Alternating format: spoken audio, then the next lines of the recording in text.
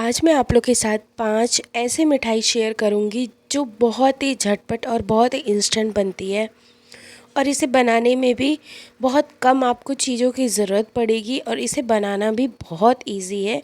और ये सारी मिठाइयाँ इतनी टेस्टी हैं कि आप इसे किसी भी फेस्टिवल पे बना के रख सकते हैं। आप इसे मन भर स्टोर करके भी रख सकते हैं। और जो सबसे ज़्यादा टेस्टी है वो है सबसे लास्ट वाली मिठाई। आप लोग इसे एक बार ज़रूर बना के ट्राई करके देखिएगा और फिर मुझे कमेंट करके बताइएगा कि आपको ये सारी स्वीट की रेसिपीज़ कैसी लगी। तो चलिए शुरू करते हैं। चलिए आज हम बनाएंगे गाजर और नारियल का एक कलाकंद। इसको बनाने के लिए एक कच्चे नारियल को हम लेंगे, उसका ब्लैक पार्ट निकाल देंगे। बाकी पार्ट को हम मिक्सर में ग्राइंड करके रख लेंगे। और हमें यहाँ पे चाहिए दो गाजर को भी हम कद्दूकस कर लेंगे। अब इसके प्रोसेस को देखते हैं ये कैसे बनता है। इसको बनाने के लिए एक पैन लेंगे, उसमें हम अपने कद्दूकस किए हुए गाजर को डालेंगे। गाजर डालने के बाद हम उसको 5 मिनट तक अच्छे से भून लेंगे बिना किसी भी तेल या घी के। फिर हम उसी पैन में हम 1 स्पून घी डालेंगे। इससे ज़्यादा हमें बिल्कुल नहीं डालना है क्योंकि नारियल के पास अपना खुद का एक ऑयल होता है। एक पैन में घी डालने के बाद हम उसी में अपना कोकोनट डाल लेंगे। कोकोनट डाल के अच्छे से भून लेंगे और हम आधा कप चीनी डालेंगे। चीनी भी डाल के हम उसको मेल्ट होने तक अच्छे से भूनेंगे। जब हमारा चीनी मेल्ट हो जाए तो हमें खुद पता चल जाएगा, आप खुद देखिएगा अभी इसके टेक्सचर में कितना बदलाव आएगा। कोकोनट को भी हमें 5 मिनट अच्छे से फ्राई करने के बाद हमें नारियल डालना है, चीनी डालनी है। सॉरी, नारियल नहीं, नारियल तो हम भून ही रहे हैं। नारियल डालने के बाद हम अच्छे से भून लेंगे। आप देख सकते हैं हमारे पैन में वो लग भी रहा है, बट इसकी कोई बात नहीं है, कोई दिक्कत नहीं है। ये थोड़ा बहुत लगेगा ही। आप अच्छे से भून लेंगे। जब आप देखेंगे कि हमारी चीनी मेल्ट हो गई है तो वो बिल्कुल एक लिक्विड और सॉलिड दोनों फॉर्म में आपको दिखेगा। भूनने के बाद आप देख सकते हैं हमारी चीनी बिल्कुल मेल्ट हो गई है। अब हम इसमें अपने भुने हुए गाजर को डाल देंगे। गाजर डालने के बाद अच्छे से मिक्स कर लेंगे। अब हमारे पास दोनों बाइंडिंग की चीज़ें हो गई हैं। जो हमारे कोकोनट को और गाजर को बांधेगा वो है हमारा चीनी। मिक्स करने के बाद आप पास से देख सकते हैं, मैं आपको पास से दिखा दे रही हूँ कि ये कैसा लग रहा है। जब हमारे पास वो रेड वाली गाजर होती है ना, वो और भी अच्छी लगती है। इसके कलर और को बहुत अच्छा इन्हेंस करके दिखाती है। आप इसमें इलायची पाउडर भी डाल सकते हैं। मेरे पास अवेलेबल नहीं थी तो मैंने नहीं डाला है। अच्छे से आप प्रेस कर सकते हैं। आप आलू मैशर को भी लेके उसको अच्छे से प्रेस करके दबा सकते हैं, एक शेप दे सकते हैं। अब हम इसे ठंडा होने के लिए रख देंगे। जब ये ठंडा हो जाएगा तो हम इसको अपने मनचाही शेप में काटेंगे। वैसे ये लंबे ही शेप में कटता है, कलाकंद के ही शेप में कटता है। आप इसके ऊपर पिस्ता भी डाल सकते हैं, कोई इसमें दिक्कत की बात नहीं है। आप इसको काटिए और ठंडा होने तक का इंतज़ार करिए, उसके बाद ही काटिएगा।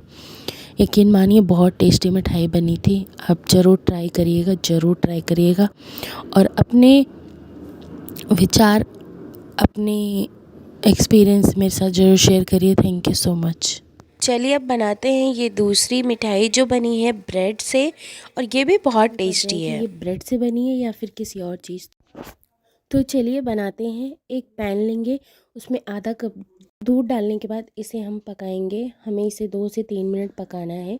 जब दूध में एक उबाल आ जाए तो हमें गैस का फ्लेम स्लो कर देना है और इसके बाद हमें इसमें डालना है दूध का पाउडर यानी मिल्क पाउडर। मिल्क पाउडर डालने के बाद इसे हम अच्छे से मिलाएंगे और यहीं पे हमें डालना है 1 स्पून चीनी। चीनी डालने के बाद यहीं पे हम डालेंगे नारियल का बुरादा आधा कप। इन सबको डालने के बाद हमें इसे मीडियम आंच पे अच्छे से इन सबको हमें बिल्कुल अच्छे से मिक्स करना है। और मिक्स करते करते हमें बिल्कुल इसे दूध पाउडर में और सारी चीज़ों में अच्छे से हमें सुखा लेना है। इन्हें हमें बिल्कुल अच्छे से सुखा देना है। अगर थोड़ा बहुत भी दूध रहेगा बाद में मिठाई बनाते टाइम हमें थोड़ी बहुत प्रॉब्लम हो सकती है। सब कुछ सूख गया है और यहाँ पे अब हम डालेंगे कुछ ड्राई फ्रूट्स। यहाँ पे मैंने डाला है बादाम और काजू। इन सबको डाल के हमें अच्छे से मिक्स कर लेना है, सबको सुखा लेना है। याद रखिएगा जब सबको सूख जाएगा हमें ड्राई फ्रूट्स को तभी डालने हैं। सभी चीज़ों को मिक्स करने के बाद इसे हम अलग प्लेट में निकाल लेंगे। उसी कढ़ाई में हमें 2 कप मिल्क लेना है यानी 400 ml। उसे 2 से 4 मिनट तक पकाना है। फिर उसमें हम डालेंगे 2 टेबल स्पून हम लेंगे कॉर्नफ्लोर। अगर आपके पास कॉर्नफ्लोर नहीं है तो आप उसमें कस्टर्ड पाउडर डाल सकते हैं। मैंने यहाँ पे कस्टर्ड पाउडर का ही यूज़ किया है। 2 चम्मच कस्टर्ड पाउडर लेना है और थोड़ी सी दूध में हमें उसे अच्छे से मिक्स करना है। मिक्स करने के बाद उसे हम अपने दूध में ऐड कर देंगे और अपने दूध को हम कंटिन्यूसली चलाएंगे ताकि उसमें कोई भी लम्स ना पड़े। तब तक पकाना है जब तक ये थोड़ा सा गाढ़ा ना हो जाए। जैसे ही थोड़ा सा गाढ़ा होने लगेगा उसके बाद हम फ्लेम को थोड़ा स्लो कर देंगे। इसमें बहुत टाइम नहीं लगेगा, आपका ज़्यादा से ज़्यादा 2 से 3 मिनट में ये बिल्कुल गाढ़ा होने लगेगा। आप इसे लगातार चलाते रहिए ताकि इसमें लम्स नहीं पड़े। वैसे अब इसमें लम्स नहीं पड़ेंगे। जब ये थोड़ा थिक होने लगे तो आप इसमें डालिए 2 चम्मच चीनी और इसमें आप अपने अकॉर्डिंग, अपने फ्लेवर के अकॉर्डिंग आप इसमें इलायची का पाउडर डाल सकते हैं। आप इसमें चाहे तो थोड़ा सा बिल्कुल 1 पिंच जायफल का पाउडर भी डाल सकते हैं। उससे टेस्ट बहुत ही अच्छा आता है, बहुत ही अच्छा आता है। तो अब ये हमारा जो रबड़ी है वो बिल्कुल तैयार हो गई है और इसे हम रख देंगे साइड में ठंडा होने के लिए। और यहाँ पे हमने लिया 8 से 10 ब्रेड, जिसके हमने ब्राउन पार्ट्स को निकाल दिया है। ब्राउन पार्ट निकालने के बाद हमें किसी भी प्लेन सरफेस पे रखना है अपने ब्रेड को और उसे बेलन से हमें थोड़ा सा बेल लेना है ताकि जो ब्रेड की जो थिकनेस है वो थोड़ी सी पतली हो जाए। वो थोड़ी पतली हो जाए तो हमें इसे फोल्ड करने में ज़्यादा इजी रहेगा। तो यहाँ पे मैंने ब्रेड को अच्छे से बेल लिया है। आपको एक सजेशन देना चाहूँगी, आप ब्रेड बिल्कुल फ्रेश लीजिएगा। अब इसके बाद ब्रेड जब हमने बेल लिया तो हमें फिर अपने जो भी हमने वो दूध का मिक्सचर बनाया था उसे लेना है। उसको हाथों से ऐसे छोटे छोटे पेड़े बनाने हैं और उन पेड़ों को हमें ब्रेड के बीच में रखना है साइड में और हमें ब्रेड को इस तरह से रोल कर देना है। ये जब आपका फ्रेश ब्रेड रहेगा तो ये बिल्कुल अपने आप इसमें ब्रेड में चिपक जाएगा। वैसे मैंने यहाँ पे थोड़ा सा पानी लगा के ब्रेड को आपस में चिपका दिया है। तो इसी तरह से आपको सारे ब्रेड को भर के अच्छे से चिपका लेना है ताकि ये खुले ना। और फिर किसी भी पैन में या तवे पे आप घी लगाइए या फिर बटर लगाइए, आपको जो भी पसंद है वो लगाइए और अपने ब्रेड को रख दीजिए अच्छे से गोल्डन ब्राउन होने तक उसे सेक लीजिए। यहाँ पे मैंने अच्छे से देख लीजिए सेक लिया है और इसे किसी भी सर्विंग बाउल में रखिए और इसके ऊपर आप रबड़ी डालिए। आपको जितना पसंद है आप उतनी रबड़ी डालिए, थोड़ा सा ऊपर से पिस्ता डालिए और अपनी इस मिठाई को एंजॉय करिए और चैनल को सब्सक्राइब करिए। वीडियो अच्छी लगी तो ज़रूर लाइक करिएगा और दूसरों को शेयर करना ना भूलिएगा। हैप्पी होली, जय भोले। चलिए बनाते हैं ये तीसरी और बहुत ख़ास मिठाई। इसके बारे में तो आपने कभी सोचा भी नहीं होगा कि इस चीज़ की भी मिठाई बन सकती है। बन जाएगी। इसके लिए हमें कुछ नहीं करना। एक पैन में 2 बड़े कप हमें दूध डालना है। उसमें हमें 2 चम्मच कस्टर्ड पाउडर डालना है या आपके पास कॉर्न फ्लोर हो तो आप वो उसको दूध में अच्छे से उसकी स्लरी बना के और उसको उबलते हुए दूध में डाल दीजिएगा। यहाँ पे आपको पका हुआ उबला हुआ दूध लेना है, ना कि कच्चा दूध लेना है। और उसमें फिर आपको डालना है 2 बड़े चम्मच फ्रेश मलाई। इससे जो होगा आपका दूध का टेस्ट जो होगा, उसका टेक्सचर जो होगा वो बहुत अच्छा आएगा। और हमें इस दूध को तब तक पकाना है जब तक दूध थोड़ा गाढ़ा ना हो जाए। अगर आप चाहें तो इसमें फूड कलर डाल सकते हैं, येलो कलर का। मैंने डाला तो बट थोड़ा ज़्यादा ही गिर गया। वो क्या था ना, ये जो कलर था ये मैंने फ्रिज में रखा था तो ये जम गया था, तो इसलिए थोड़ा ज़्यादा ही ड्रॉप हो गया था। तो आप अगर नहीं भी डालेंगे तो भी चलेगा, डालेंगे तो भी चलेगा, ये ऑप्शनल है। उसमें डालिए 2 बड़ी चम्मच चीनी और इनको गाढ़ा होने तक पका लीजिए। और अब आपको कुछ नहीं करना, एक थाली या किसी गहरे तले के बर्तन में आपको जो ये सूजी वाले रस्क आते हैं ना, जो चाय में हम डिप करके खाते हैं, इनको 2-2 करके आपको सेट कर लेना। अगर कोई और गहरा बर्तन है तो आप 3-3 का भी सेट लगा सकते हैं, 4-4 का भी लगा सकते हैं। डिपेंड करता है कि आप कितने लोगों को सर्व कर रहे हैं। तो यहाँ पे मैं 5 से 6 लोगों के लिए सर्व करने वाले बना रही हूँ। हमें थोड़े बहुत चेरी चाहिए, जो कलरफुल चेरी आती हैं, टूटी फ्रूटी। कुछ ड्राई फ्रूट्स कट करने हैं और हमें नारियल का बुरादा लेना है। और अब जो हमने अपना वो दूध का बनाया था उसको ठंडा होने के लिए साइड में रख देना है, रबड़ी को। और इसके बाद हमें जो वो ठंडा, मतलब बिल्कुल पूरा ठंडा नहीं होना चाहिए, थोड़ा थोड़ा ठंडा रहेगा, फिर हम उसको अपना इसके ऊपर पोर करेंगे, अपने सूजी के रस के ऊपर पोर करेंगे। और एक एक बार, दो दो बार हमें इसको अच्छे से पूरा पोर कर देना है। इसके बाद हम इसके ऊपर से नारियल का बुरादा डालेंगे। आप ज़्यादा डाल सकते हैं, कम डाल सकते हैं, आप इस यहाँ पे अपने अकॉर्डिंग आप चीज़ें एडजस्ट कर सकते हैं। तो यहाँ पे मैंने थोड़ा थोड़ा अच्छे से स्प्रिंकल कर दिया है नारियल का बुरादा। फिर इसमें मैंने थोड़े बहुत ड्राई फ्रूट्स डाले हैं, जिसमें हमारा काजू है, बादाम है और हमारी टूटी फ्रूटी है। इन सबको हमें अच्छे से सब चीज़ों को फैला देना है। इसके बाद आप टूटी फ्रूटी डालेंगे। अब इसमें हम टूटी फ्रूटी जो होती है वो बहुत सारे कलर की आती है, रेड, येलो, ग्रीन, बहुत सारी कलर की आती हैं। आपके पास कलरफुल हो तो आप कलरफुल डालिए, मेरे पास अभी यही थी तो मैंने ये डाली है।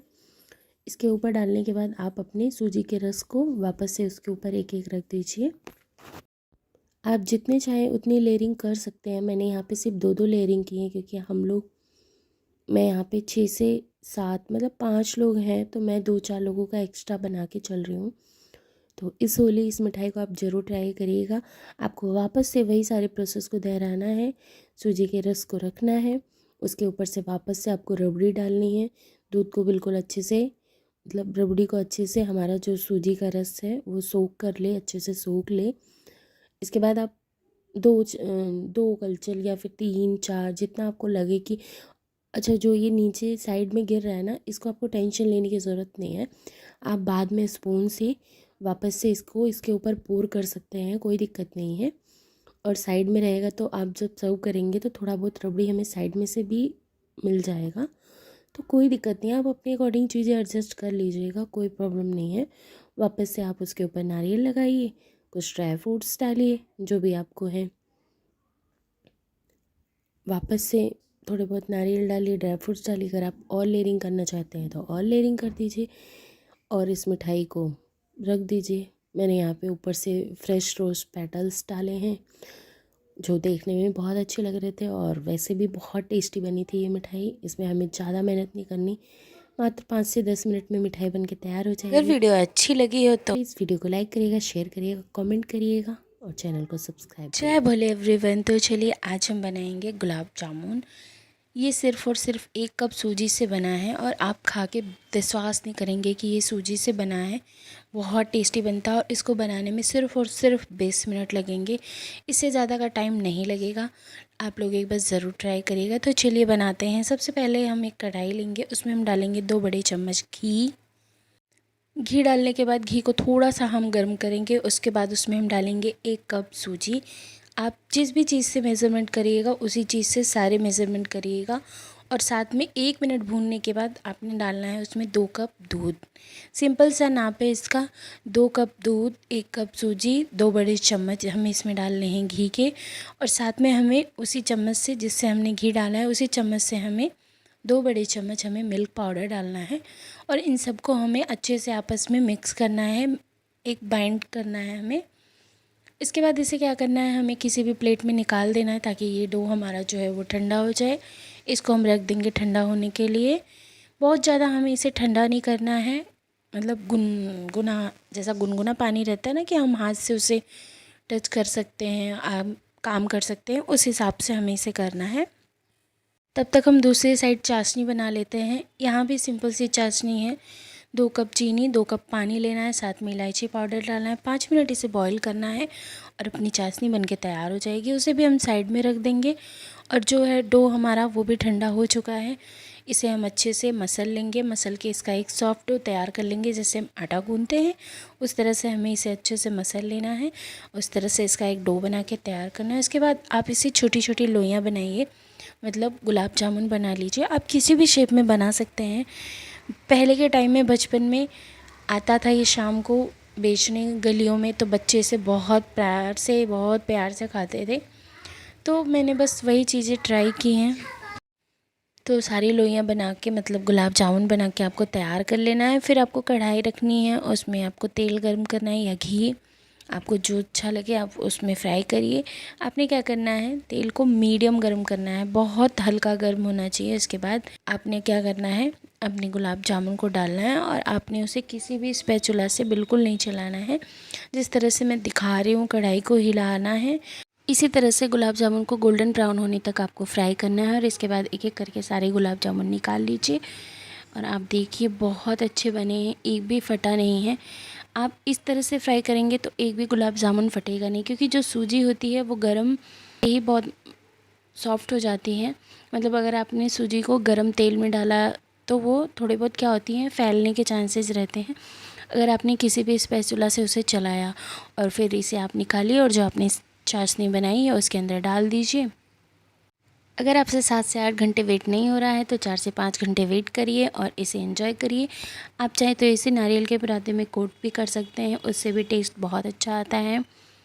नारियल के पराठे को आप मतलब ऊपर से भी स्प्रिंकल कर सकते हैं, उससे भी अच्छा लगेगा, देखने में भी खाने में भी। अगर आपको नहीं पसंद है तो आप स्किप कर दीजिए। एक बार ज़रूर ट्राई करके देखिएगा, खोवा मावा सारी चीज़ों का फ्लेवर इसके अंदर आएगा। आपने एक बार ट्राई कर लिया ना तो आप सारे गुलाब जामुन भूल जाएंगे, इस बात की गारंटी है। लेकिन एक बार ज़रूर ट्राई करिएगा। अगर आपको ये रेसिपी अच्छी लगे हो तो वीडियो को ज़रूर लाइक करिएगा और कमेंट में मुझे बताइएगा कि आपने ये पहले कभी खाया है या नहीं। वैसे ये बचपन में बहुत मिलता था, मतलब आते थे बेचने वाले भैया, तो आप मुझे ज़रूर बताइएगा आपने। आज मैं आप लोग के लिए लाई हूँ बहुत ही टेस्टी और बहुत ही जल्दी बनने वाली ये मिठाई। सिर्फ 3 चीज़ों की आपको ज़रूरत पड़ेगी, इससे ज़्यादा और कुछ भी आपको इसमें डालने की ज़रूरत नहीं है। ये सिर्फ़ और सिर्फ 5 से 7 मिनट में बन के तैयार हो जाती है। इसे बनाना बहुत ही आसान है और आपका टाइम फालतू ना वेस्ट करते हुए चलिए रेसिपी देख लेते हैं कि इसकी क्या रेसिपी है। बहुत ही सिंपल है। सबसे पहले हमें क्या करना है, एक पैन लेना है, उसमें हमें 1 कप घी डाल देना है और साथ में हमें 1 कप कोकोनट पाउडर डाल देना है और उसी के साथ हमें 1 कप चीनी डाल देना है। आप सारे मेज़रमेंट एक ही कप से करिएगा, बस यही 3 चीज़ हमें चाहिए, इससे ज़्यादा और किसी भी चीज़ की हमें नीड नहीं है। सबसे पहले हमें क्या करना है, इन तीनों चीज़ों को हमें अच्छे से मिक्स कर देना है कि ताकि सारी चीज़ें अच्छे से मिक्स हो जाएँ। जब अच्छे से मिक्स हो जाएंगी तो इसमें हम क्या करेंगे, आधा कप पानी डालेंगे। अभी हमें अपने फ्लेम को ऑन नहीं करना है, ये सारे काम हमें फ्लेम बंद करके ही करना है। पहले हम सारी चीज़ों को अच्छे से मिक्स करेंगे। पानी डालने के बाद भी हम सारी चीज़ों को पहले अच्छे से मिक्स करेंगे। जब सारी चीज़ें अच्छे से हमें लग रहा है कि ये मिक्स हो गई हैं तो अब हम क्या करेंगे, गैस का फ्लेम ऑन कर देंगे। तो मैंने यहाँ पे फ्लेम ऑन कर दिया है और अब हम क्या करेंगे, तेज़ फ्लेम पे ही इसको कंटिन्यूसली 5 मिनट हम मतलब इसको चलाते रहेंगे, कंटिन्यूसली चलाएंगे। एक भी मिनट आपका हाथ रुकना नहीं चाहिए। एंड आप कोशिश करिएगा कि इसे कढ़ाई में बनाइएगा, पैन के बजाय। मैंने इसे पैन में बनाया था इसलिए कुछ ज़्यादा ही इसमें से छींटे आ रहे थे, तो आप लोग इसे कढ़ाई में बनाइएगा। देखिए 5 मिनट में ही ये सारी चीज़ें आपस में मिक्स हो गई हैं, मतलब चीनी मेल्ट हो गई है, घी मेल्ट हो गया है। देखते ही देखते सारी चीज़ें अच्छे से मेल्ट हो गई हैं और ये पकना भी आपस में शुरू कर दिया है। तो हमें बस फ्लेम को 5 मिनट के लिए आप टाइमर लगा लीजिएगा और 5 मिनट आप लगातार इसे चलाते रहिएगा। याद रखिएगा बीच में रुकिएगा बिल्कुल मत, वरना ये नीचे से पकड़ने लग जाएगा। डरने की कोई बात नहीं है, बहुत ही आसान और बहुत ही सिंपल सी रेसिपी है। बस आप कुछ चीज़ों का ध्यान रखिएगा। बस आपको सबसे पहले गैस का फ्लेम बंद करके इन सारी चीज़ों को अच्छे से मिक्स करना है, उसके बाद ही आपको मतलब फ्लेम ऑन करना है। तो यहाँ पे देखिए 5 मिनट हो गए हैं और फ्लेम भी हमारा ऑन है, मतलब तेज़ है अब। और ये देखिए बिल्कुल गाढ़ा सा हो गया है। बस हमें इतना ही कंसिस्टेंसी इसकी चाहिए, इससे ज़्यादा हमें नहीं चाहिए। 2 मिनट अब हम क्या करेंगे, स्लो फ्लेम पे इसे और पकाएंगे, बस 2 से 3 मिनट। बस हमें इतनी ही इसकी कंसिस्टेंसी रखनी है, इससे ज़्यादा नहीं रखनी है। तो अब हमने यहाँ पे 2 मिनट भी इसे अच्छे से फ्लेम पे पका लिया है। तो कहने का मतलब टोटल ये है कि इसे हमें टोटल 7 से 8 मिनट तक पकाने हैं। 5 मिनट हाई फ्लेम पे और 2 से 3 मिनट हमें इसे स्लो फ्लेम पे। अब हम क्या करेंगे, कोई भी कंटेनर ले लेंगे जो गहरे तले का हो, उसमें हम अपने इस मैसूर पाक को पलट देंगे। मुझसे यहाँ पे एक गलती हुई है, आप लोग इस चीज़ का ध्यान रखिएगा। मैंने इसे थोड़ा सा ज़्यादा पका दिया था। आप लोग इसे बिल्कुल मत ज़्यादा पकाइएगा। जिस टाइम पे मैंने आपको कहा है उसी टाइम पे इसकी कंसिस्टेंसी उतनी ही रख के आपको फ्लेम बंद कर देना है। मैंने यहाँ पे थोड़ा सा ज़्यादा करने की कोशिश की थी। तो वैसे टेस्ट और टेक्सचर इसका ख़राब नहीं था, लेकिन मैं आपको यही सजेशन दूँगी कि आप बिल्कुल वैसा मत करिएगा। जहाँ पे मैंने कहा है आपको इतनी ही कंसिस्टेंसी रखनी है, टोटल आप इसे 7 से 8 मिनट पकाइएगा, इससे ज़्यादा बिल्कुल नहीं। अब आपको क्या करना है, इसी कंटेनर में इसे पलट देना है और इसके ऊपर आपको डाल देना है कुछ पिस्ता।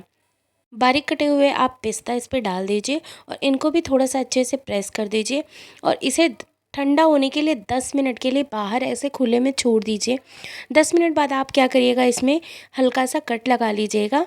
मतलब हल्का सा क्या, आपको इसको अपने हिसाब से परफेक्ट शेप में कट कर लेनी है।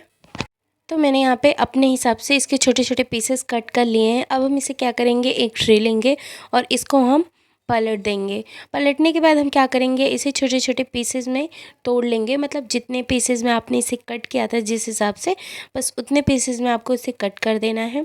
इसके बाद हम लेंगे एक जाली वाला स्टैंड लेंगे और उसमें हम क्या करेंगे, अपने इस मैसूर पाक को एक एक करके उसके ऊपर रख देंगे। और अगर आपके पास टाइम है, लंबा टाइम है, तो आप इसे छोड़ दीजिए ऐसे ही ढक के। 2-4 घंटे में इसके अंदर जितना भी घी होगा वो सारा घी अपने आप बाहर निकल आएगा। और कोशिश करिएगा आप इसे ठंड में मत बनाइएगा, क्योंकि ठंड में क्या होता है, ये जम जाता है, मतलब घी इसमें जम जाएगी। वैसे इतनी भी नहीं जमती है, लेकिन कोशिश करिएगा आप इसे मिड ठंड में बनाइएगा। मिड ठंड मतलब जो इस टाइम की ठंड चल रही है उसमें आप बनाइएगा। वैसे अगर घी नहीं भी निकलता है तो भी कोई दिक्कत नहीं है, क्योंकि घर का बना प्योर घी है। अगर थोड़ा सा बॉडी में चला भी जाएगा तो भी कोई इशू नहीं है।